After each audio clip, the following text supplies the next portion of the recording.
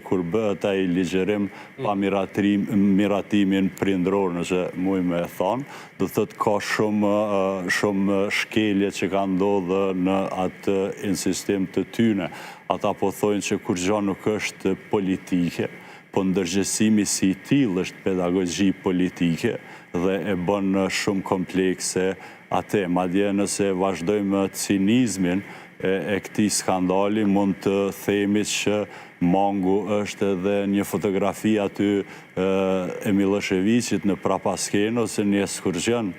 të organizoj në Serbi, ku ju flet Shesheli i rinis tonë për luftën. Ajo është mangu, thoni?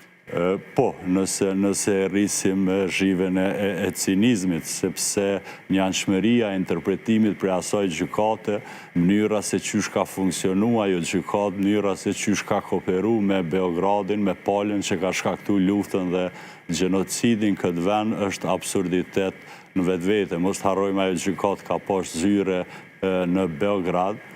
më vondi kur gazdarët e kanë targetu dhe e kanë problematizu, ata e kanë rajt që nuk kanë, mandej kur është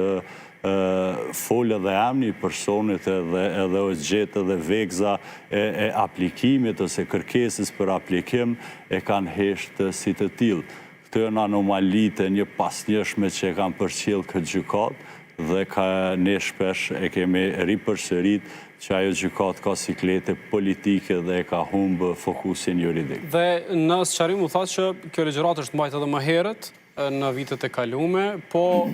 u desh një fotografi që me gjase ka bërë ndonjë nxënës me atë mesazhin frihashëm, tha që për të bërë pastaj viral në internet, në media, për të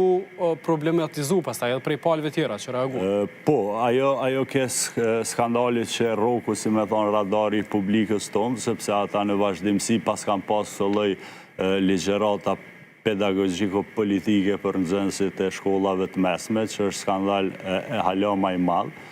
sepse nëse e lidhim me atë që thash në fillim, nëse sikleti një gjykate është PR-i, propaganda ose mënyra se qyshe perceptojnë të tjerët dhe jo juridike është problematike në vetvete. Madej ka shumë rrena të ndërsjella, qofshin ato nga organizatat, nga gjykata